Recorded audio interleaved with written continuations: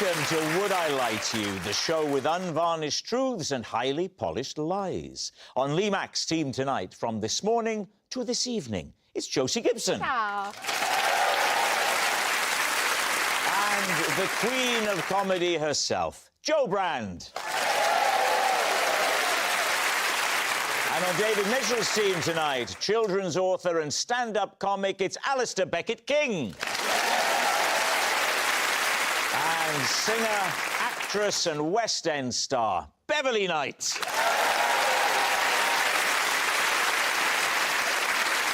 We begin with round one, Home Truths, where our panellists read out a statement from the card in front of them. To make things harder, they've never seen the card before. They have no idea what they'll be faced with. It's up to the opposing team to sort the fact from the fiction. And Josie, you're first up. Right, OK. I once rode my horse to the post office, but when I came out, he'd been given a parking ticket. David's team. Where did this happen? This happened in my local village in Acton, and I was actually in a horse and cart. And when was this? This was about... 1874. This was 2009. Have you traded the horse in now you're on TV? It's a bit sensitive because he died. Oh, Alistair. Yeah, that's your fault, Alistair. I know. And how far was the post office from home? About a 25-minute drive. It's not too far. It's only a few miles. You can't go too far on a cart. It would only be like 5 minutes in a car, but on a cart, it's about 25 minutes. Can I just ask you, only 5 minutes in a car, but on a car, it's... It would only be a 5-minute drive in a car. Yes. But Right. on a cart... Cart? A cart. Please try and stress the T just a little bit more. On a horse and cart... Yes. It took a little bit longer. So you had a cart?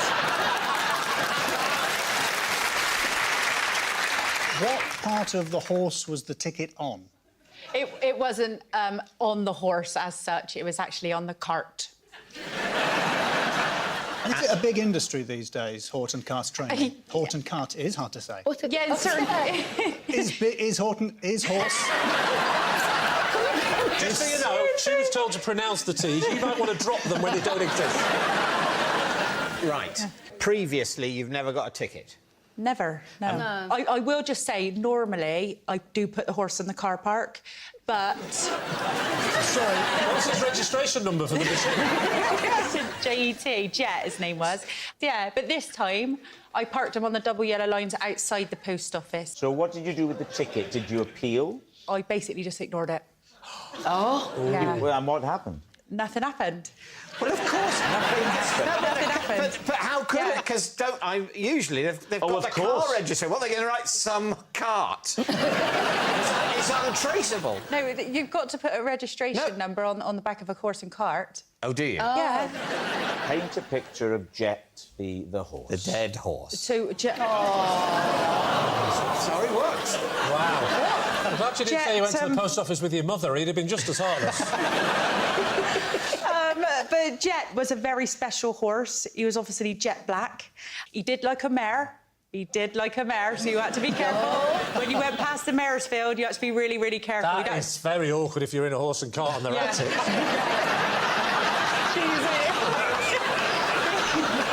They're like a free rocking horse, wouldn't it? Be great.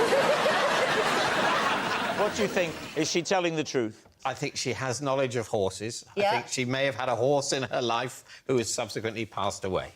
I Must believe you that. keep banging on? When you're getting the number plate for a cart, what's it say? Does it just say horse?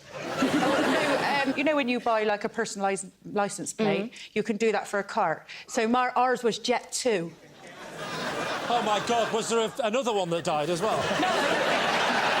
We called him Jet 2 after the airline. Oh, I see. Should have called him Virgin for when he's going past the mares. Right, what do you think? Time to decide. I think there's a whole bunch of truth, but the central thing I don't think is true. What do you think? I think it's true.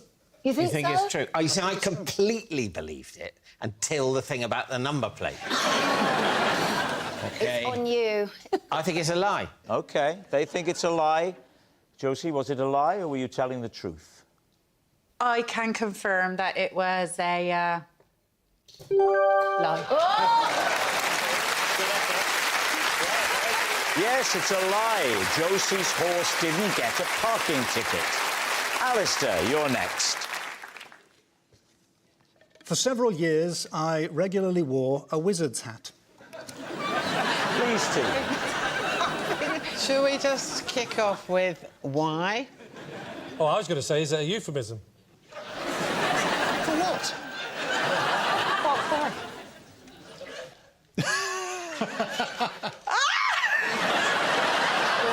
You're joking. No, it isn't. I know, but she believes me, so go with it. You wore a wizard's hat? I wore a wizard's hat for several years. The start age and the end age? 18, 19. Oh. I was a teenager. Awkward old... Oh, I thought you were going to say 5. 18. 18, 19, into my early 20s. Did you make it? I made it, yes. From what? Fabric. What kind of fabric? Fabric can mean many things. Cotton. Well, I would say rubber or plastic if you're wearing it in the rain. I suppose the practicalities are making it. If you're sewing up rubber... I had to repair my girlfriend the other day. And so nailing it through the... Yeah. Were you one of these reenactors? No, no, fiercely no. I can't walk past reenactors without them trying to lure me over because of my general appearance, and I'm not interested in actual history at all. I'm interested in wizards and that. To be fair, to be a reenactor in a wizard's hat, there would have to be a historical event that had involved wizards. So you'd be amazed there aren't that many. No. Battle of Hastings, number of wizards present, 0. How would people react to you when they saw you in the street, Alistair? They were largely negatively. White van driving men were not enthusiasts for the... They would say things like, oh, the circus is in town, which is... I know, because there's no wizards in the circus. There's clowns. Doesn't even make sense, but by the time I've said that, they've gone. They're away. A white van driver would not go, oh, there's a circus in town.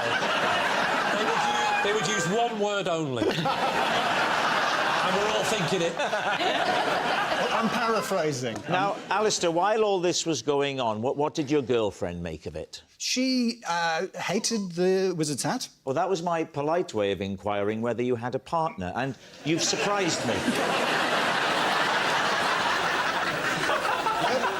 She wasn't enthusiastic about the headwear. And you were adamant that you were going to stick with it, though? I stuck with it until it became, I would say, morally untenable to wear the hat. Morally? Morally? Oh. Why morally? Towards the end of the hat era, I had a neighbour who was a short guy, not a tall guy. And I'm pretty tall. The image we created together in the streets, it had a Middle-earthian vibe. Oh, like he was looking for a ring. Did the hat give you any powers? I think we know the answer to that, don't we? Do you think he's telling the truth? I think it's oh, you look like a lizard, a wizard.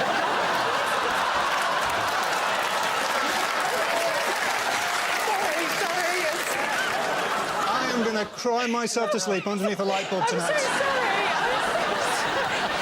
sorry. Joe, what do you reckon? I think none of it is convincing, which is why I think it's true. Ah, interesting.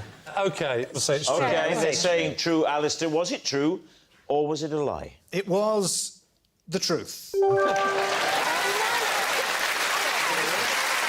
Yes, it's true. Alistair used to wear a wizard's hat. Beverly, you're next. For my 40th birthday, David Bowie gave me 40 boxes of tea bags. Please, Steve. Well, it's clearly a lie, because you're definitely not 40. You look about 56. Rude! You don't look 40. No. So what did David Bowie give you? 40 boxes of tea bags. Were you good friends with David Bowie? Not a good friend, but we talked a lot. Would he just ring you up out of the blue and go, are you drinking the tea? That's all you ever do. Did he wrap the tea up like it was a birthday present? You just got the boxes? Was there a note? Was it? A card or a note? What did the card say? I think you'd like these, Uncle D. Sounds a bit sinister. Did you ever meet him, Joe? Yeah. In which circumstances? Sleeping with him. Blimey. Moving on. I think you'll like this, Uncle D. What were the flavours, if you don't mind me asking? So, English breakfast, straight up. Classic. Earl Grey. Yeah. Green. What? Green's green. lovely. No, it was Earl Grey that made me go, yeah. Oh, Don't really? like Earl Grey, no. Some people like it, but I don't. You know, it's not the normal kind, is it? What are you thinking, Joe? Could it be true? I think it is true. Josie, what do you think? I think because you know so much detail about David, I think you are definitely telling the truth. Whoa, whoa, whoa, whoa. I don't think there was that much detail about him, other than David knows that she likes tea, which she could be making up. In fact, is if she's lying. Oh, God. Oh, now I'm thinking. It's good that you've started. What's your team going to say, Lee? If you two think it's true, we'll go with true. Do you think it's true, Josie? I do, yeah. Well, then we'll say true. OK, they're saying it's true. Beverly, was it true or was it a lie? I can confirm it was a lie! Oh, my God, Yes, it's a lie. Beverly wasn't gifted tea bags by David Bowie.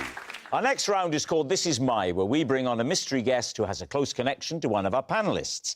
This week, each of Lee's team will claim it's them that has the genuine connection to the guest. It's up to David's team to spot who's telling the truth. So please welcome this week's special guest, Tamsin.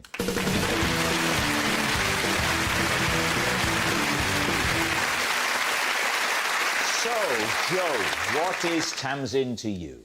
Well, this is Tamsin, and when she got married, I mistook her husband for her dad.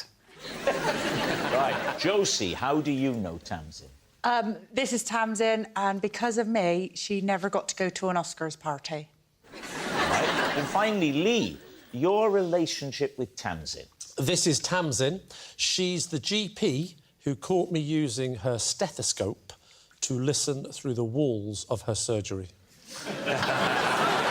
So there we have it. David's team, where will you begin? All right, Joe. So, David, why were you at this wedding? I wasn't attending the wedding. I was staying in the hotel where the wedding was. Oh, right. And so I was asked by someone at the wedding if I could have my picture taken with the bride and groom. Yeah. Where are we, Joe? In kind of North Kentish. And what were you doing there? Were you having a little break? I was having a break and an affair at the same time. So how aged was the husband that you thought, no, he can't be the groom, he must be the father? Like 20 years older, 30 years older to me. So I said to him, is this, like, your first daughter to get married or just something to... Oh. Yeah, I know, just to sort of get the conversation going. And there was kind of, like, quite an embarrassed silence. And then someone said to me, that's her husband, out of the side of their mouth. How And did Tamsin respond? He looked embarrassed, she looked slightly angry, if I'm honest. Describe the scene of this photograph.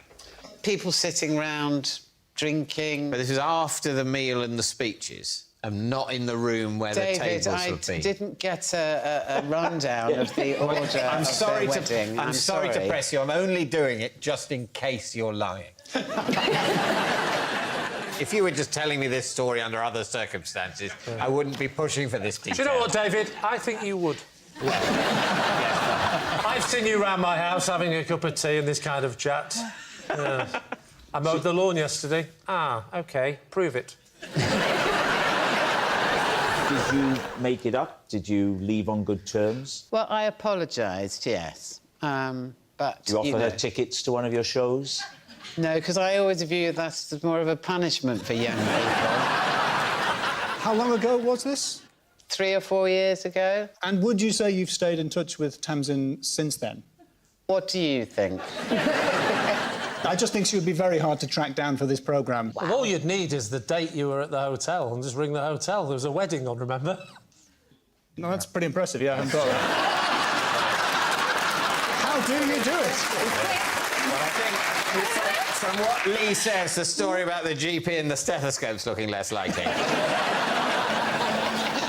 Right, who are you going to quiz next? OK, we'll go to Josie, shall we, next? Remind us, Josie. Because of me, Tamsin never got to go to an Oscars party. What Oscars party would she otherwise have gone to? It was Elton John's Oscars party. That's quite a That's big quite- Oscars a party. big deal. It was a big deal. Basically, the only reason Tamsin took that job was to go. What was that job? I was working for This Morning. Right. And I had to go to LA. On the last day was Elton John's party. Yeah. And I got chucked out. So what happened? We were working the red carpet. Yeah. And then Elton John's right-hand woman Yeah. said, oh, we're big fans of This Morning. Here you go. Here are 3 wristbands. Our cameraman was there. And I went, oh, thank you very much. So where does Tamsin come into it? Tamsin's my producer. Right. So then Tamsin said to me, Yep. hold these wristbands. I'm just going to go and put the camera equipment in the car. So I started twiddling with the wristbands. And I was twiddling with the wristbands. And as I was twiddling with the wristbands, they were getting smaller and smaller and smaller. And then I was like, oh, God, that's not going to fit on my wrist. So instead of doing anything about it, I put that one in my pocket and then started twiddling with the other one. So I twiddled and twiddled and twiddled, and it got really small. So I put that one in my pocket as well. And I thought, oh, no, they're not going to fit on anyone's wrists here. Is this the plot of Alice in Wonderland? So then Tamsin comes back. So Tamsin and our cameraman did take a long time to put everything in the car. Right. So then they Could came have probably back. done with an extra pair of hands. They Just told me to saying. wait there. You know, I'm a game player. I'm one of the crew. And then... think you mean a team player. Team player. Yeah. Yeah, a game player is something else. You really don't want that in your team. She's a bit of a game player, that Josie. So the team comes back. Yeah, the team comes back. I said, oh, Tams, you never guess what I've done? I've made the wristbands so small that they cannot fit on our arms. So we had to go to the front, and I said to them, excuse me, I said, we've made our wristbands too small to put on our arms. Could we have... We've made our wristbands too. Well, she's a team player. So could we possibly have 3 more wristbands so they can fit on our arms and everybody knows that we're allowed in Elton John's party? And the woman went, what's your name? And I went, it's Josie Gibson. And she went, your name's not on the list. Get out! Like that. Oh, there's a big dip in plausibility there. Yeah. So Tamsin must have been furious with you. Oh, my God. Tamsin was so furious. It was unreal. So where did you go back to? We went back to the hotel. Really nice hotel. Oh, Lovely. which one? It was lovely. It was called the Hollywood something. Ah, right. Yeah. I'll be honest, Tamsin went right with me for about 2 years. Oh. 2 years? Yeah, Right. And then what made her get over it? probably bringing her here. So this experience has eclipsed her hopes for Elton John's... I'm hoping. Josie, just so you know, there's drinks in the green room afterwards. Yeah, but she's not invited. Now, what about Lee?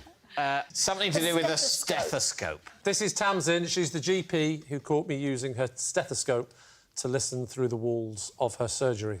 Ah, well, what was this sequence of events, Yeah. Lee? I wasn't feeling very well. Oh, right. I went to my local GP, and I'm very fortunate that my local GP could fit me in that day. Because there'd been all a of- cancellation. Oh, I see. And we know Very what that lucky. means. A death.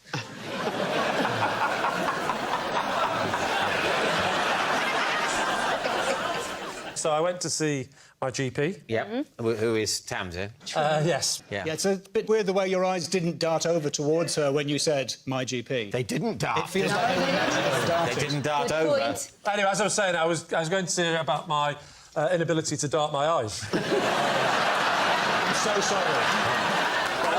She couldn't fix it. Isn't that right, Tamsin?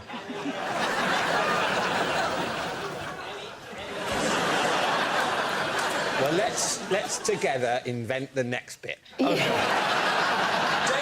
you go first. OK, so you walk into the consulting room. Yes. But Tamsin isn't there. She's hopped out of the window. No. OK, sorry. She jumped out the window. OK.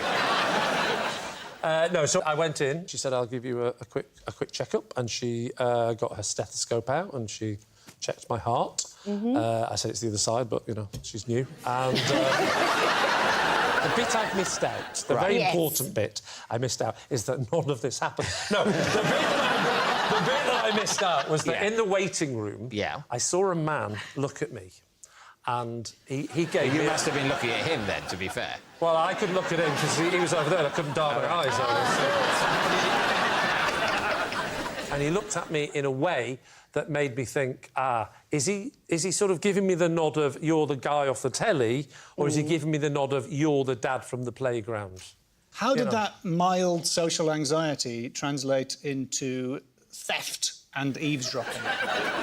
Right, it wasn't theft because I didn't take it from the building, and as you know, you can't get done for shoplifting if by putting it in your pocket, you have to walk out the door, and trust me, I know.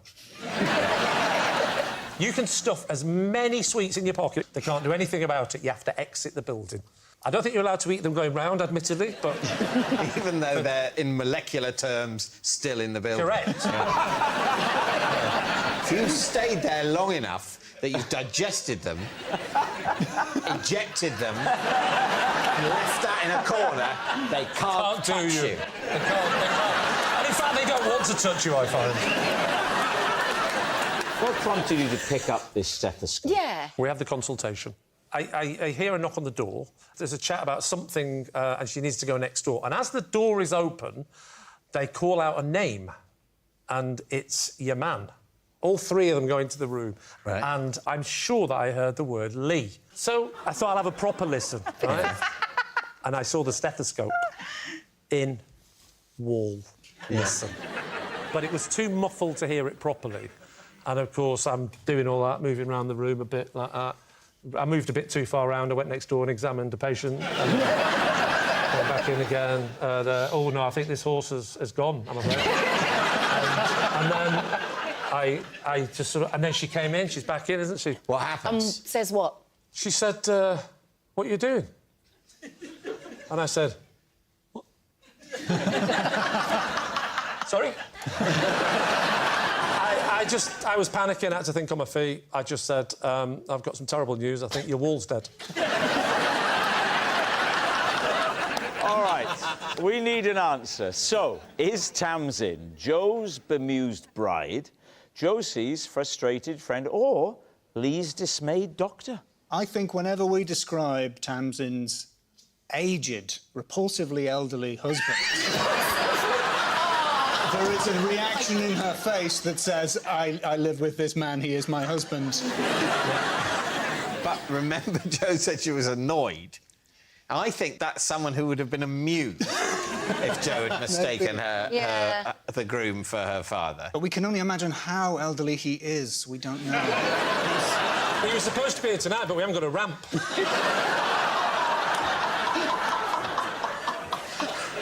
Right. Lee's story? I think it's less embarrassing to not recognise someone than it is to borrow a piece of medical equipment. I must say, there's a lot of plausibility to Josie's story for me. You described a sort of wristband that you could, as it were, put beyond use just by So fidgeting that with is it. a thing. Well, I'm deeply lost. But I think you two think it's Jo. Yes. Yeah. Well, let's say it's Joe then. OK, Yeah. they're saying that it's Joe Oh, and God, here we go. the wedding. Tamsin, would you please reveal your true identity? I'm Tamsin, and because of Josie, I missed an Oscars party.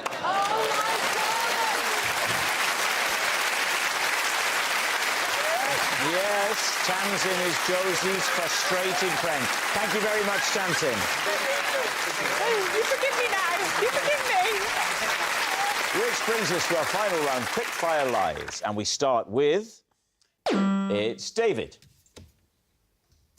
Age 7, if I'd been a good boy, every Sunday I was allowed to sit at the head of the table and drink my milk from a wine glass. News team. If this isn't true, I'm starting to think they might be stereotyping us. Were you particularly delighted to be able to drink your milk from a wine glass? Particularly delighted, pretty much nails it, yeah.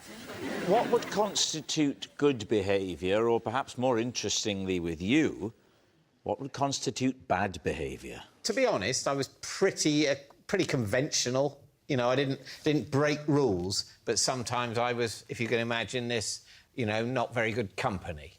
You know, I'd moan, and I'd say, oh, do I have to, and that sort of thing. So you were a bad boy if you said, I'm not. I'm quite enjoying saying you're a bad boy. Well, that was a bad way. You're a bad boy. A naughty boy. Bad boy. And would you be served? Like, the maitre d' would say, would you like to have a look at the... I'd look at the milk list. No, I wouldn't be served, but I would just... You're allowed to drink from the wine glass. Because that's what they did, the grown-ups. Yes. And you've got siblings, of course. I didn't at that point. Ah, OK. Because he's 8 years younger than me, so at that point, he was -1. Oh, so there was... That's sort of around about the conception time. You don't want to be thinking about that. Well... and yeah, there was... They used to pour you the milk like that and say, you enjoy your milk. I would sip the milk, and then I'd wake up 4 hours later with my face on the table, and my parents would come into the room smiling. I can imagine him with a little baby sham glass, like with a little pinky out, like that, drinking his With milk. his what out? With his little pinky. Oh, right. Because he was very much in danger then of being a bad boy, wasn't he? I think we'll have that glass of milk back, don't you, David?